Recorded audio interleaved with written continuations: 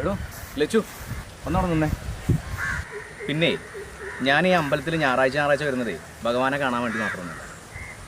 കുറുപ്പമാഷിൻ്റെ മകള് ഈ ലക്ഷ്മിക്കുട്ടിയായിട്ടുള്ള ഈ ലച്ചുവിനെ കാണാൻ വേണ്ടി തന്നെ.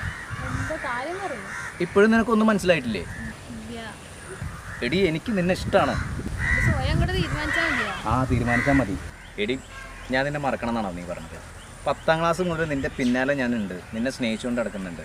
പക്ഷെ നിന്നോട് ഞാനത് പറഞ്ഞിട്ടില്ല എന്നുള്ളൂ.